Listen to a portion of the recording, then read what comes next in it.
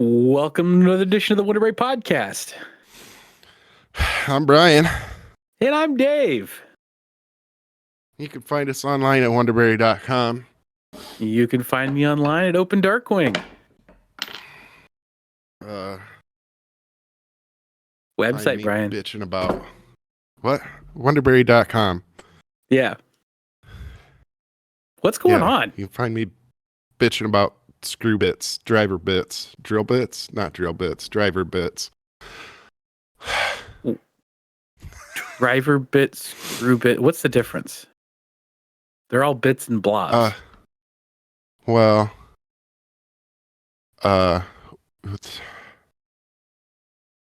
Drill bit is you for can't even holes. tell me what the difference. I'm frustrated, Dave. I had to breathe and regroup. So I made sure I told you the right thing and not some shitty misinformation. Drill bits are for drilling holes. Driver bits are for driving screws and bolts and etc. Gotcha. So, like your Phillips. So that's the thing you put in the electric screwdriver. No. Yes. Yes. I haven't heard electric screwdriver in so long. That threw me for a loop. I had to do something to throw you for a loop. I didn't do it in the intro this week, so I had to do it somewhere. So, yeah, I mean, technically, like, what I have is an impact driver where it has, like a hammering impact effect. And it accepts all sorts of different bits. It's just got the 1/4 inch hex adapter on the end of it. So I can put in like Phillips or Robertson. I can put in like hex heads or Allens, whatever bit will go in there. So cool. Yeah. Do you know what the best bit head is? No. Torx. Well, it's probably a toss-up between Torx and Robertson, which we're Americans, so we just call those square. Oh, the square ones. I was going to say, are those the stupid triangle ones? No, fuck them. Those ones... Well, yeah. Those torque out the same way a Phillips does. I would take a Phillips over a standard or whatever the flathead is any day. Those things slip out all the time. That's because you have the wrong type of screwdriver. At least there's cut grooves in the Phillips. But they do tend to strip way easier. Flathead shouldn't be used. Flatheads are for precision things, like on electronics and stuff. The issue is there's two types of bit for a flathead. One is like if you have a flathead screwdriver right near you right now, pick it up, look at the tip, and you can see that it kind of has like a triangular shape where it comes down to the flathead. Yeah. That's what I call poor man chisel. Yeah, those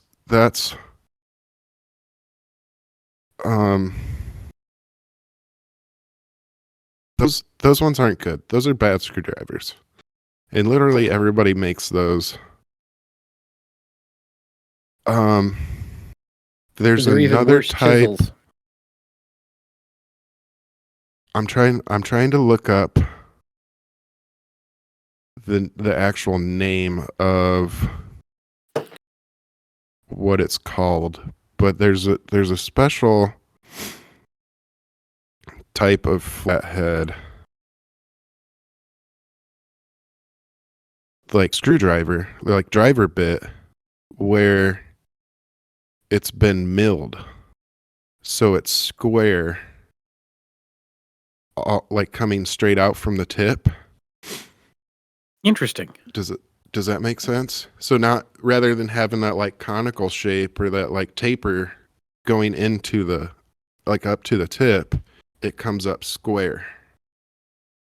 Yeah. Now, those are the proper bits for using flathead screws, but you should use those should only be used in like precision things, like where we're doing like electronics or putting electrical boxes together and stuff like that.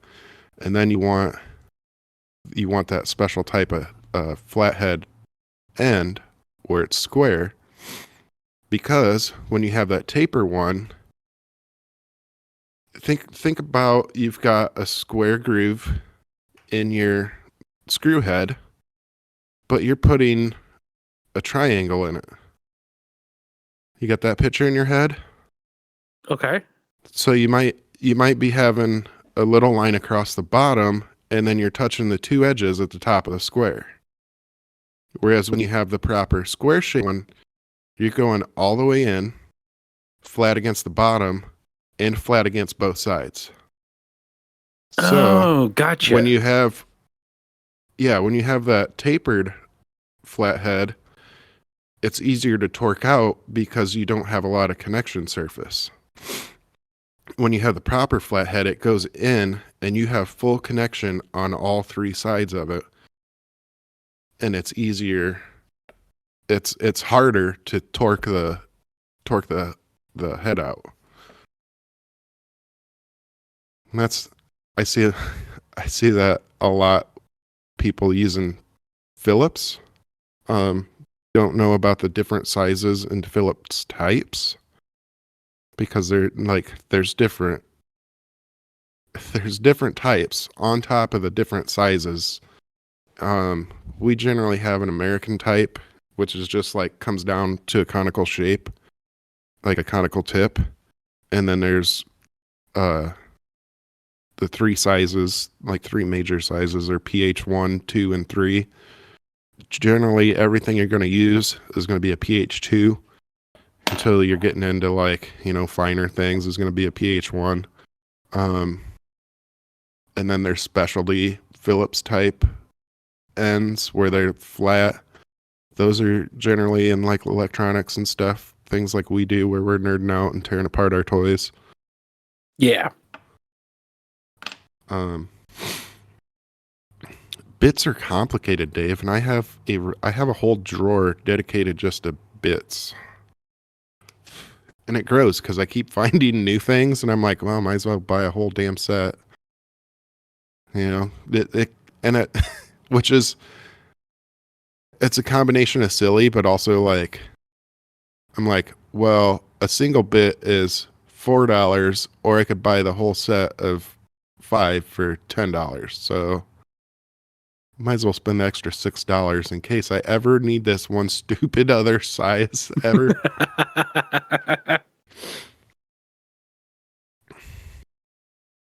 So I have a lot. And then like the Phillips and the Torx bits, I just buy those in bulk packs.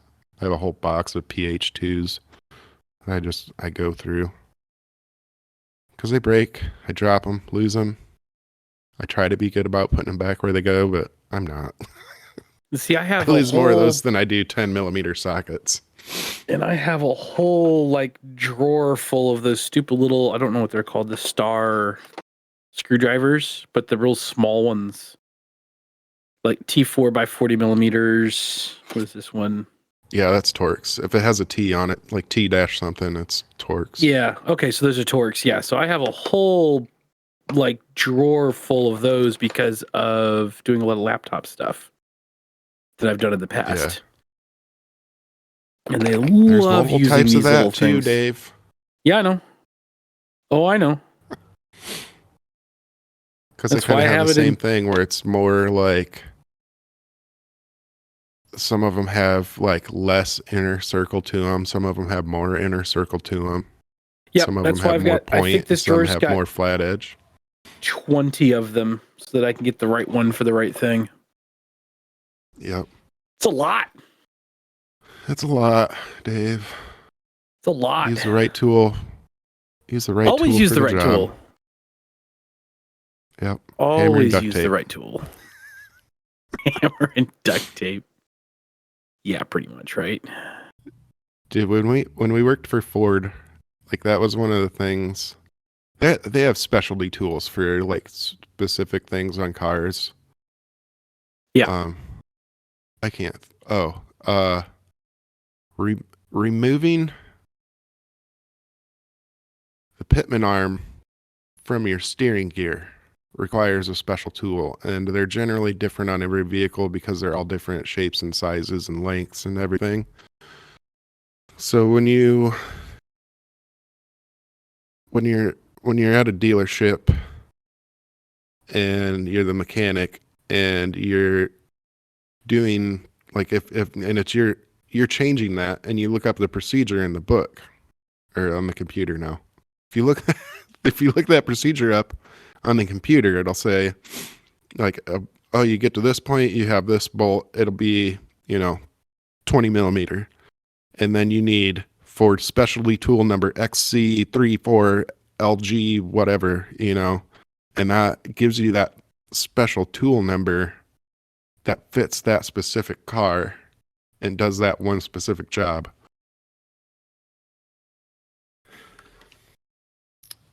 That's fun. Trying to make sure you get all those specialty tools.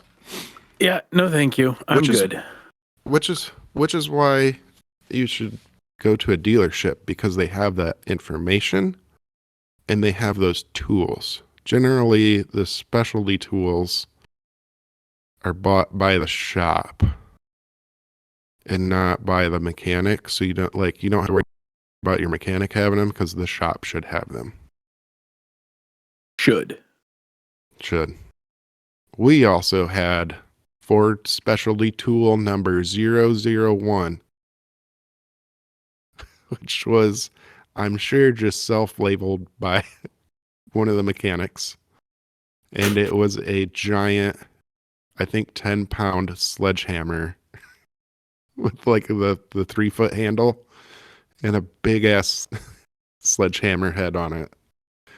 And it was just, somebody had written on it, Ford specialty tool number 001. So that's what they did. That's what I call all my sledgehammers now.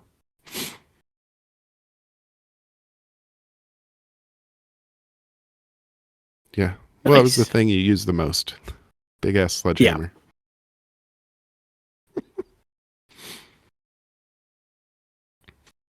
Hey, I got a question for you.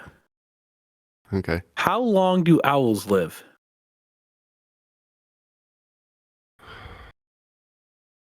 I don't know, Dave. About 6.5 books.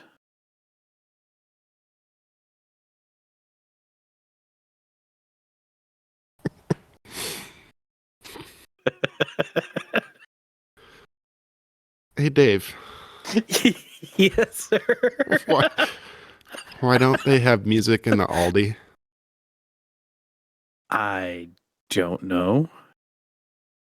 Because you put the quarter in the cart and not the jukebox. Oh, nice. Yeah. Speaking of Aldi, I asked you this last week and went, no, wait. Tell me on the podcast. I want to know, but so should everybody else. Yeah. You said you get a pickup from the Aldi, right? Yeah, we do pick up from Aldi and Kroger, but yeah. Okay. Now, when I shop at Aldi, ours doesn't do pickup because I don't know why. But when we shop at Aldi, we have the reusable bags that we take in. And then, we go through the checkout. They just straight put everything back in the cart, and then we go over to the little shelf area at the front, and we load everything in the bags and take it out to the car. Okay. When you get your pickup order, is it in bags? Yeah. Yeah, they use paper bags. So everything's bagged up. Oh, yeah. Everything is bagged up, and the bags have stickers saying who it's coming from or who it's going to or whatever. But yeah, everything is completely bagged up when it comes out and delivered. And then I just sit in my car. They open the back of my car or wherever they wanted to put it, and they put it in there and close it up and thank me. And that's the end of that. So do they charge you for the bags when they do that?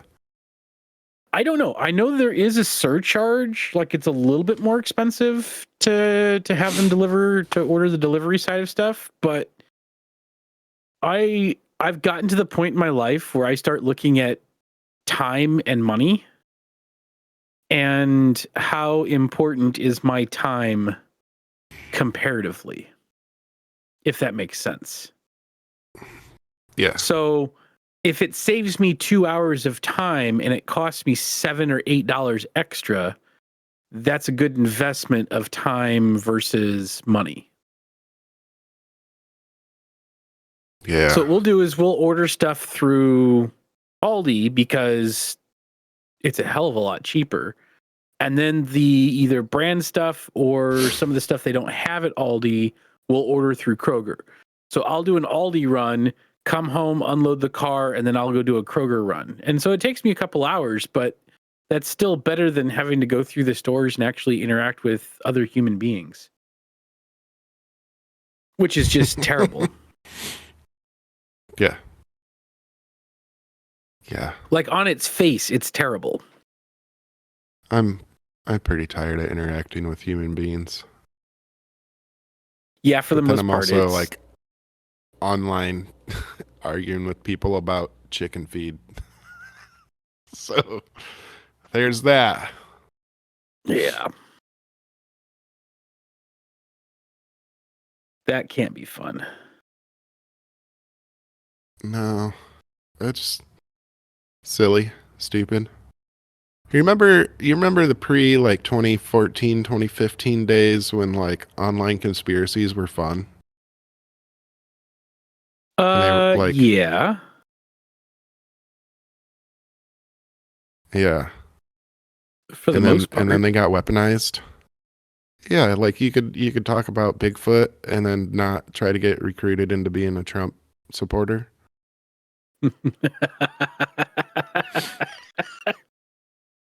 Yeah. Unfortunately, that's yeah. Yeah, that's a thing, Dave. They hijacked like every conspiracy somehow became part of QAnon sense.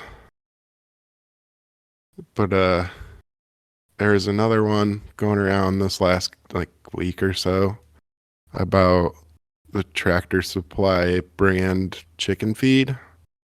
And oh boy. Yeah, it's been exhausting because so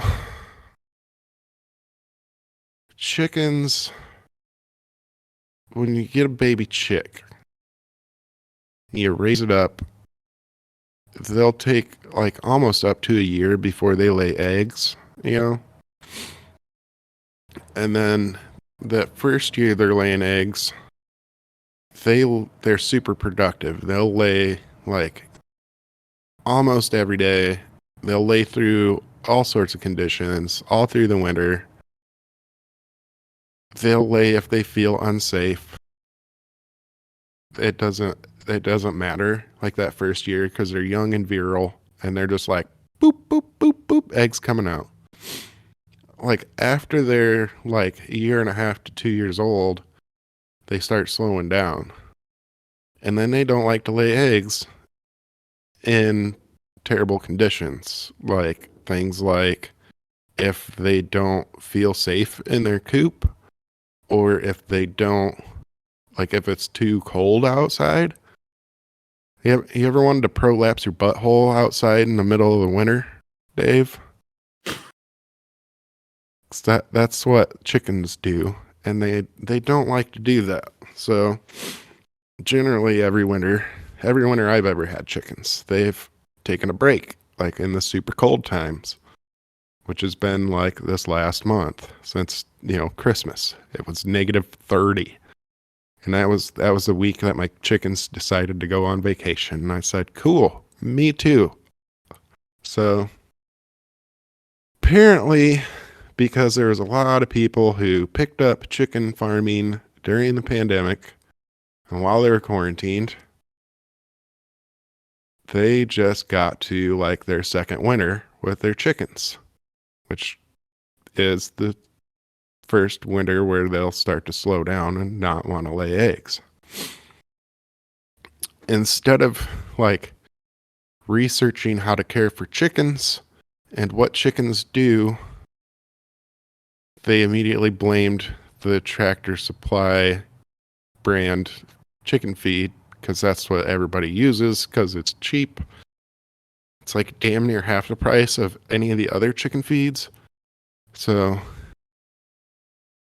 yeah, they started blaming that, saying it was a big conspiracy because there's an egg shortage and Tractor Supply and some Purina were in on trying to keep the people down from having their own eggs so they would still go to the store and buy the ridiculously overpriced eggs.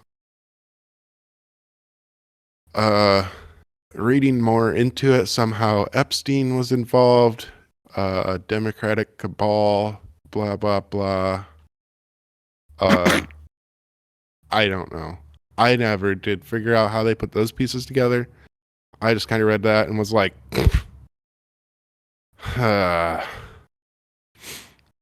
yep. So it was pretty quick for the like QAnon people to see a new conspiracy theory happen and then to like weaponize it, which was weird. Like having seen it after the fact the first time and going, oh, that's what happened. And now seeing it in real time this time, I was like, oh, well, that was quick and easy.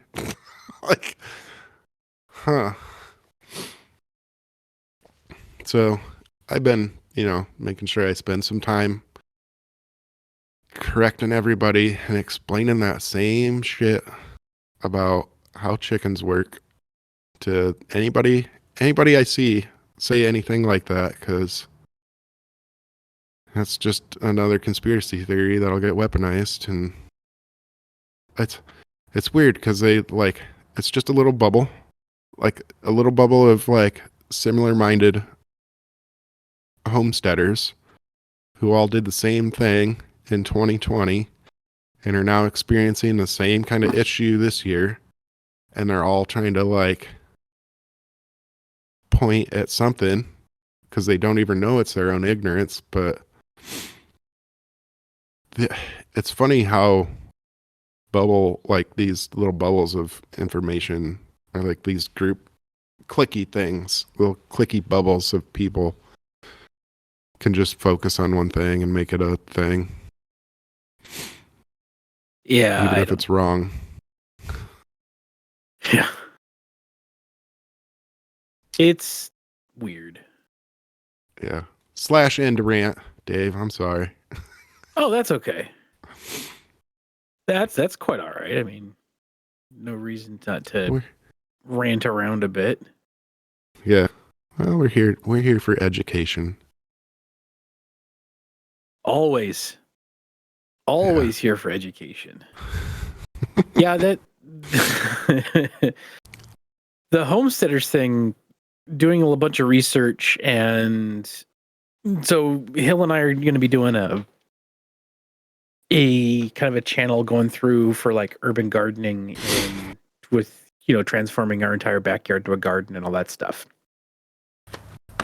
Dude, the wackadoodle stuff that can come out of that community is just impressive. Like I'm impressed about how that all works and who some of these people are. It is holy cow. A lot of them are preppers, Dave.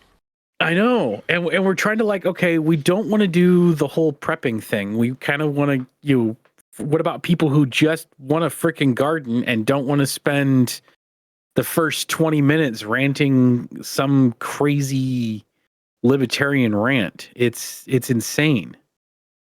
You want to be more self-sufficient. You don't want to be a prepper. You want to be more self-sufficient.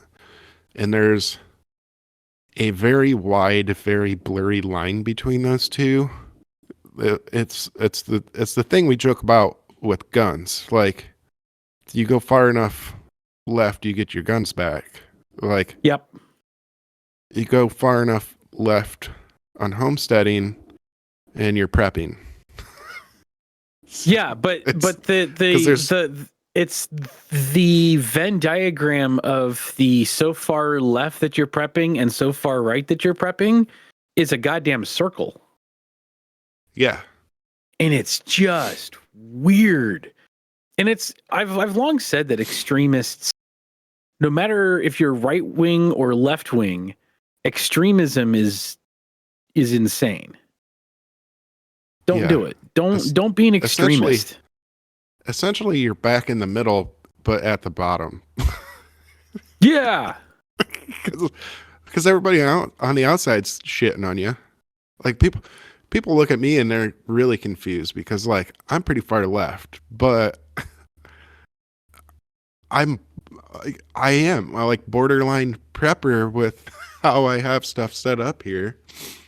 Well, there's that fine line between prepper and self-sustaining. Yeah. And being It's a very, very fine, blurry line.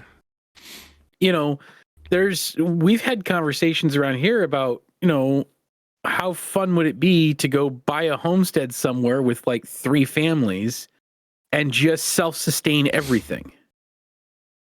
I keep telling everybody we need to buy the village next to me.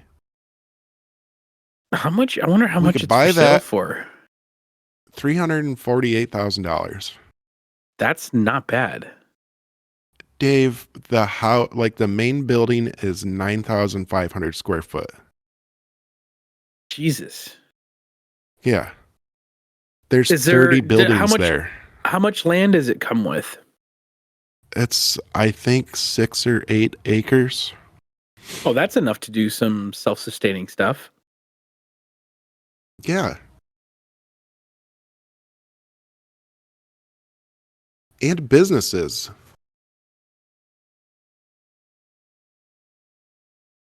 That's not bad at all.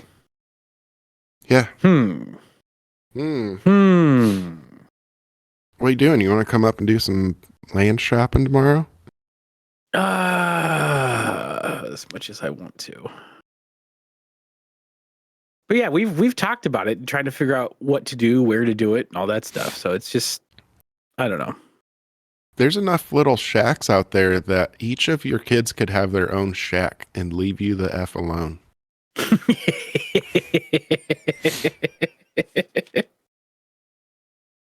It's a fun idea. My only counterpoint would be is there is no decent internet up there next to you. Well, mine keeps getting better. I have my own set of requirements in what I do. So that might be a little on the rough side for me. I am generally around 500 down now. Yeah, but do I want to give up my gigabit? Do you want to give up 500?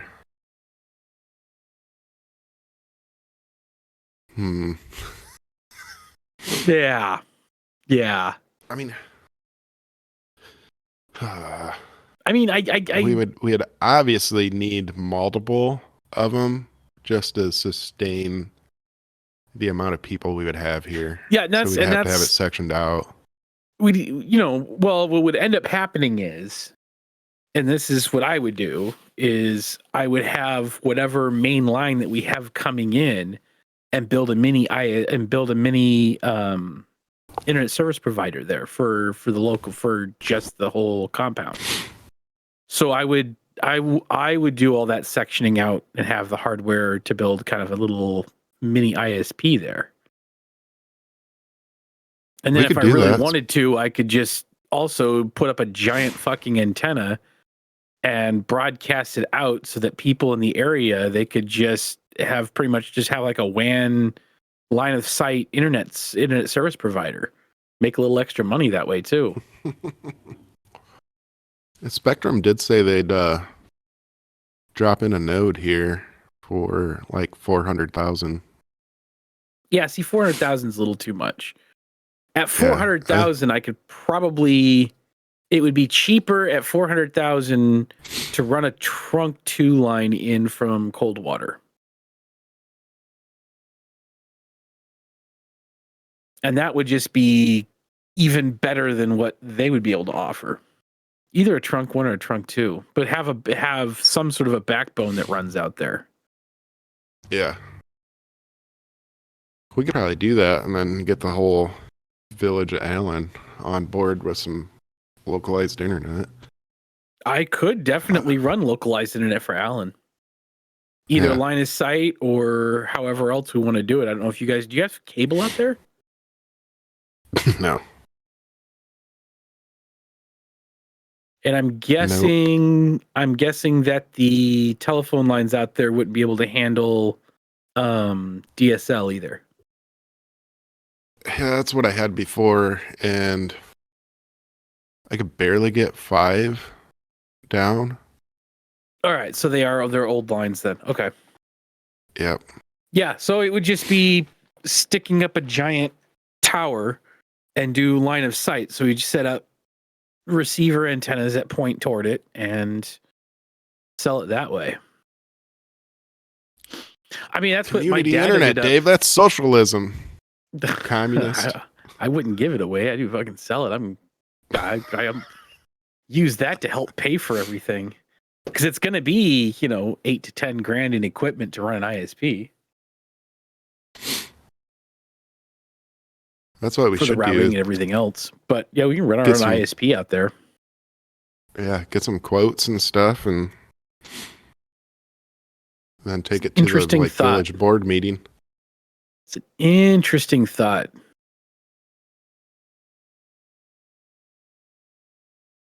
Huh. I either want to run the bar in the main building, or I want to run the Sears General Store. One of the two. That's my job. That's where I'm at. You put me in one of those two things and I'll thrive. Yeah. Yeah, I can see that. Mm-hmm. Yeah, there's a full bar setup, full kitchen setup in the main building, to be used as a restaurant. Huh. And what looks like it used to be a brothel upstairs. It used to be a stagecoach. Like in the 1800s, it was a stagecoach. So, Huh. We got legalized weed, so maybe we can legalize sex work and we can bring the brothel back. I'm not quite sure that legalizing sex work in that environment would be attuned to living off the land. I mean, it's living off something, but... Well, that's just value-added services, Dave. Value-added services. Oh, boy. We're having fun. Is this our 3rd episode on prostitution? Something like that. Something like that. Oh boy. We're going to get ourselves in trouble again. And you can find applications online at wonderbury.com.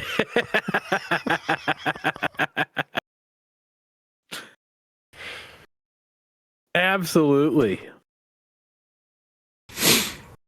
Oh boy.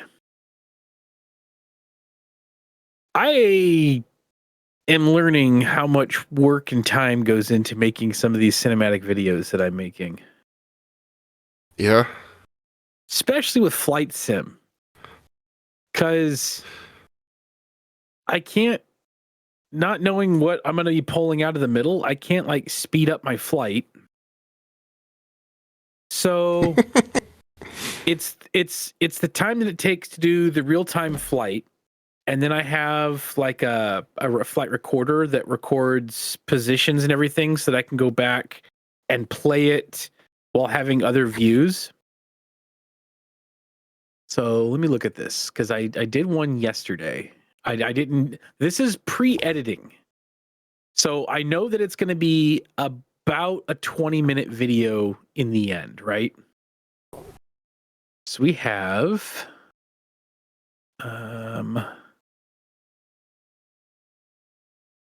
flight sim. Here's this. All right. So the main flight was 2 hours and 18 minutes. Then I have a taxiing and takeoff where I go back through and I have the different views that I can pull clips from so I can, kind of switch back and forth. That's about 30 minutes of footage. I have about 22 minutes of mid-flight, kind of like montage, B-roll type footage for it. And then I have 51 minutes of the landing, like turning, going on final, landing and taxiing. So I've done about 4 hours, a little over 4 hours of footage. And I haven't even started. Oh, and that doesn't even count the Google Earth intro stuff that I'm going to be playing with. So I've got about a little over 4 hours of footage that now I have to spend 5 or 6 hours cutting together for a 20-minute video. It's a lot of work doing it this way and not just pushing record or stream and doing something. Jesus. It's worth it though. I'm loving it. Yeah. Like I'll sit here and it sounds like I'm complaining, but it's so much. There's so much more stuff that I can do. And every time I put something out, I'm finding little things that I want to change up. And I talk about the flight sim ones because one, that's all I've been putting out so far. And two, we record on Wednesdays and I release these videos on Wednesdays. So it's like in my mind of what's going to happen. So like last week's video had a lot longer. It was an hour and chunk change, right? Last week's video was hour and 23 minutes. So I cut out a lot more. I still kept some of it in, but I cut out a lot more of the just flying that some people like, other people don't. And so what I think I'm going to do is kind of have more of a cinematic videos on the channel, and then the full flights I will upload to Patreon. I think is what I'm going to end up doing. I think that's a good way of doing it, I think. Yeah. Because then if people want the full flight, they can go have the full flight, and I'm not clogging up my channel with 2.5 hour flights.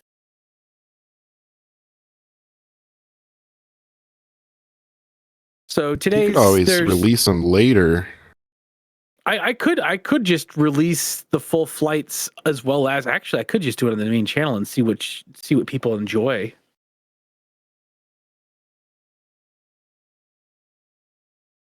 I mean, it might kill the algorithm with having less click through or watch time.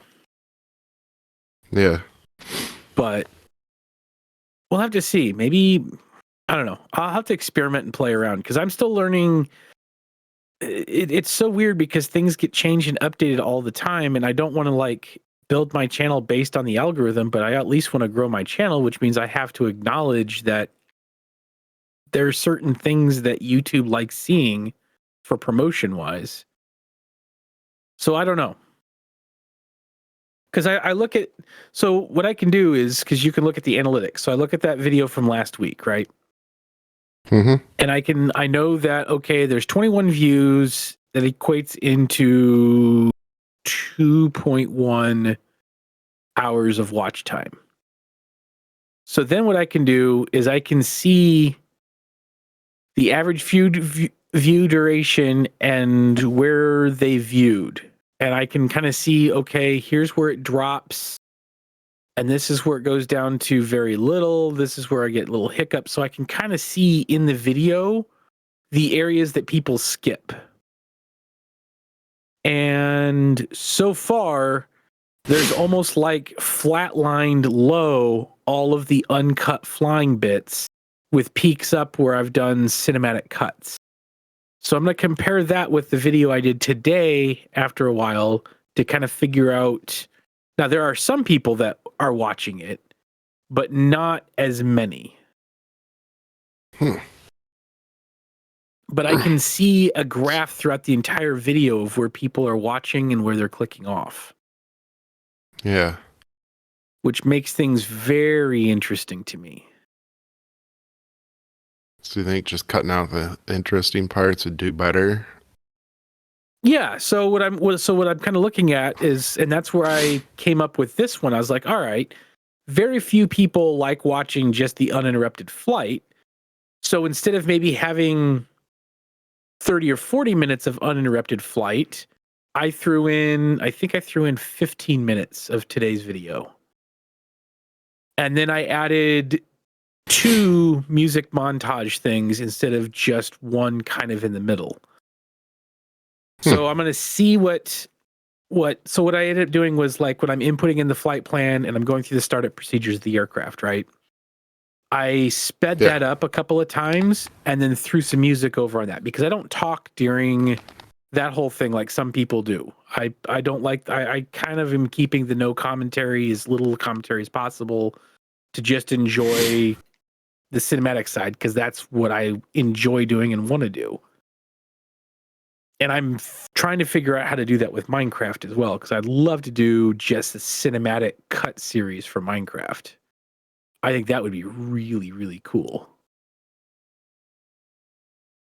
But so I'm trying to utilize, okay, what are people watching? What areas? And I want to see how this one does in comparison, so I can just make slight changes and pop things up, because I think I can do pretty well with it. Cool. Good. I'm just having fun. I was gonna say I did put your video on last night finally. Which one? The long flight or? You know what? I don't remember. Or was it one of my weekly updates with a little bit of dad advice sprinkled in? Oh, no, the long flight, an hour. Hour 23 minutes. Yeah. I put that on. Promptly fell asleep. So you got. Well, and that's what I was thinking too. Is like, if I could do these flights, and I was thinking about this, like, okay, I'll do the flight, and then maybe I'll set the camera angle back to a passenger seat that overlooks like a wing, and have it as a white noise to fall asleep. Yeah. Like an aircraft white noise machine to fall asleep to, and that might actually do fairly well.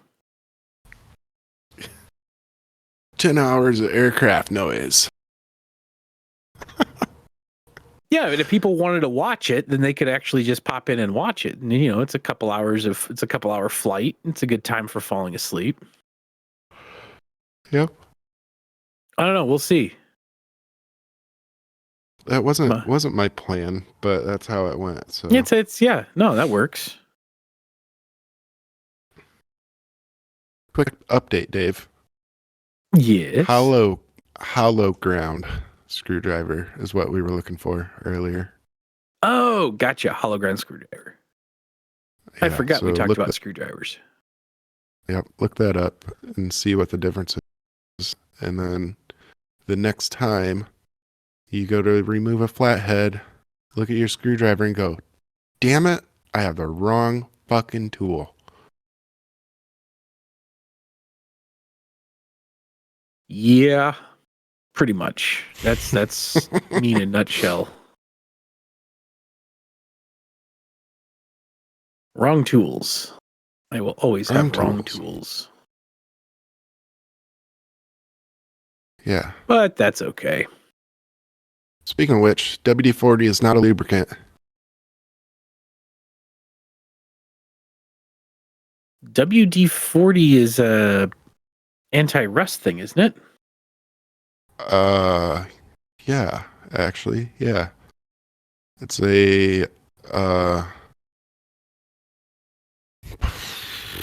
It's a cleaner and degreaser. Shit, I'm out. I don't have any out here. It's in the house. WD-40 is American brand and trademark of a penetrating oil manufactured by the WD-40 company. What it's meant to do.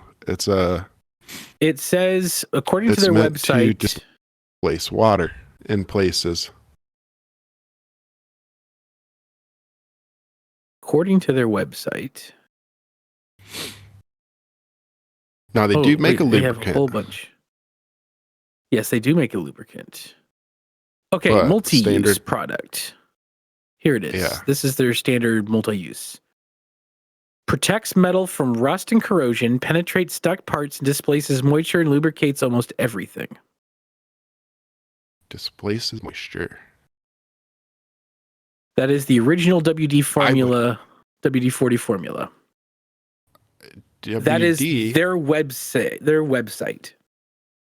I would very much argue against lubricates everything, because there are places where you need grease that has moisture, and if you're using a WD and spraying that where you should be lubricating. Yes, but wouldn't that be what the grease is for then? Yeah, you put actual grease on. You could clean it with a WD and then follow up with a grease. If you're talking, right, because it will protect the metal from the rust and the corrosion. So you do that, it will lubricate almost everything, but you don't tend to mix lubricants. And if you're already using grease as a lubricant, why would you also use WD-40 as a lubricant as well? I don't know, Dave. This happened because I was what happened was my big sliding doors were kind of frozen shut, and I was trying to open one and it didn't want to open, and I went, man, there must be moisture in around the seals of the doors. And me, being a big smarts, I went, I'm going to grab my bottle of water displacement Formula 40, which is what WD stands for, by the way. Water displacement, and it was the 40th formula that they tried. I grabbed that and I went and I sprayed around the edges of the door where the moisture was frozen and sealing the door solid. And then I came back 30 minutes later, door slid right open. So yep. it had, and then I just came in with a paper towel and I wiped it down, and then I put some actual grease on the track, which helps. But then I went back and I did another respray along where the seals were with the WD to keep the moisture from to displace the moisture. So as long as the seals have WD on them, they shouldn't have moisture issues anymore.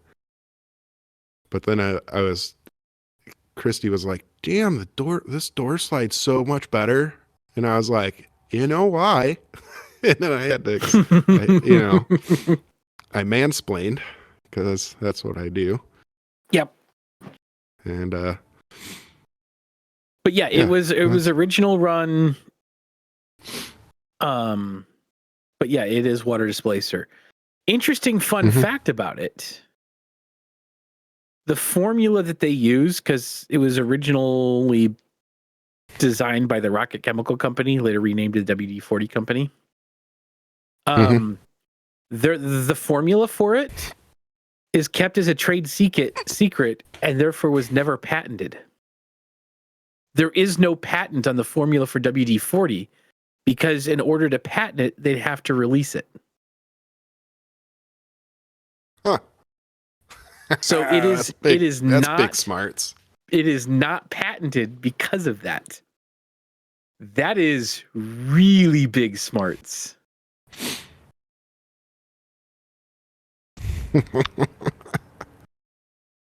That is real big smarts. I never knew that.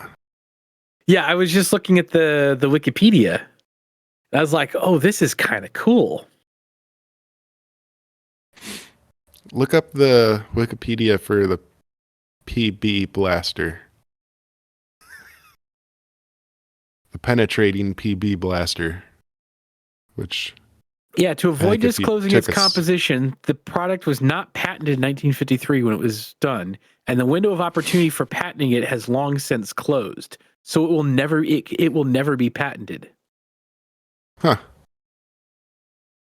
But it Interesting. is the original copy of the formula is in a secure bank vault in San Diego.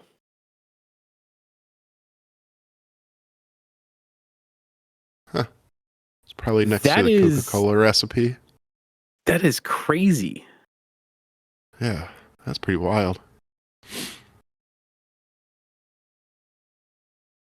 Huh. Yeah, pretty So- interesting stuff.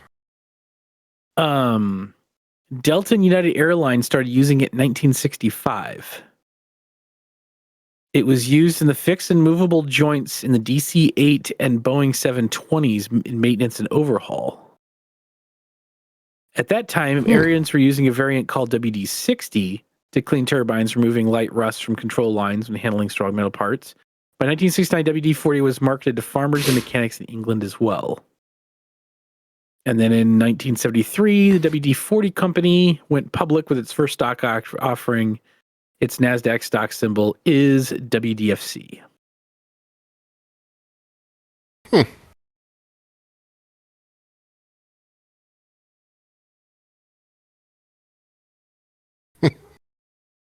Interesting. WD-40. That is fascinating. I never thought I would have so much fun reading the frickin' Wikipedia entry in WD-40. The more you know, Dave. It was inducted into the International Air and Space Hall of Fame at the San Diego Air and Space Museum in 2014. Really? Yeah. WD-40 is in the International Air and Space Hall of Fame. I know they either use that or a similar thing for cleaning stuff that goes into space because they don't because of it displacing the moisture. The spray composed of various hydrocarbons was originally designed to be used by Convair to protect the outer skin of the Atlas missile from rust and corrosion. The outer skin also functioned as the outer wall of the missile's paper-thin fuel balloon tanks that were so fragile that when empty, they had to be kept inflated with nitrogen to prevent from collapsing. Huh. WD-40 was later found to have many household uses and was made available to consumers in San Diego in 1958. So the Rocket Chemical Company was using it to protect the Atlas missiles. Yeah. Which was the first operational intercontinental ICBMs designed by the United States and the first member of the Atlas rocket family. So see, I thought it was built for the Air Force by Convair Division of General Dynamics. And that was the assembly plant located in San Diego, in Kearny Mesa. see, and I thought that it was used to keep moisture off so the moisture wouldn't ice when they got into space, but no, it was used as it was water displacement, but it was to help protect from rust and corrosion because you displace the moisture doesn't accelerate rust and corrosion. Keep dry things don't rust as quickly as wet things do. Yeah. This is fucking fascinating. Especially in San Diego, where the humidity in San Diego has got a salt content to it. Yeah. Because we used to, on the ship, So on the ship, we had the catwalks around the outer rim of an aircraft carrier right off the flight deck. And that's how you kind of get up and down from the flight deck anywhere along the ship line, right? Well, in these catwalks, we also had coiled firefighting hoses so that you could quick respond to an event from the closest hose or however wind was going and like angle it and all that stuff. But the nozzles, the firefighting nozzles that we used were brass nozzles. I believe they were made in Elkhart. Anyway, so that's an aside. Brass corrodes insanely quickly. Like it starts to like get that patina just from the air, and then it turns green and gunky really freaking fast. And so we would use like silicone to coat over it so that it would not corrode out so quickly in the salt air, which is kind of insane and fun to think about.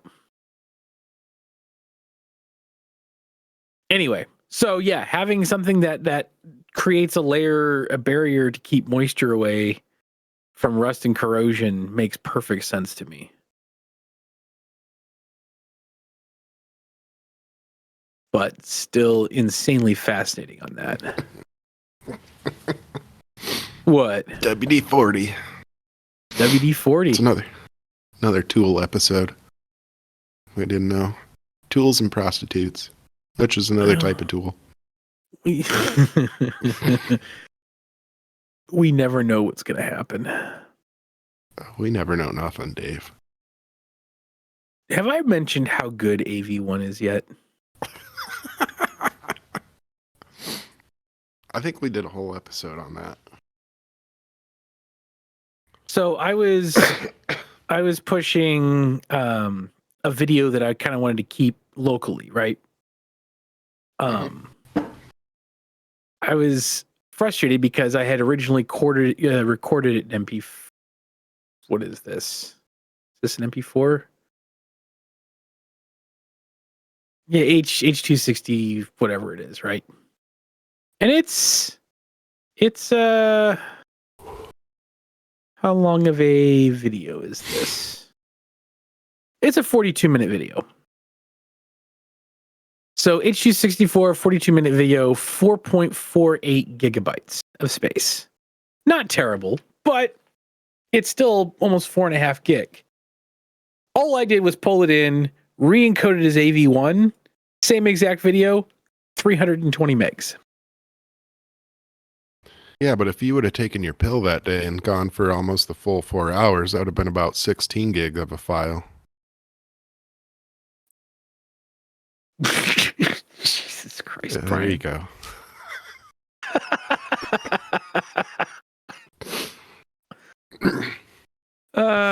Shit, man.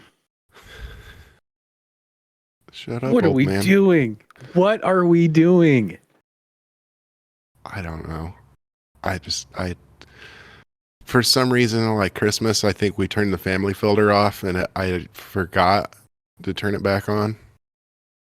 I don't give it. Well, okay. True. I'm not too worried about the family filter, but we should dial it back to like maybe we'll get it back down to 11 at some point. At least that was really sly, you know. You got it because I just kept quiet for a couple of seconds and waited on you. Yeah. You're like, what? Yeah. But nah, we're good. We are good.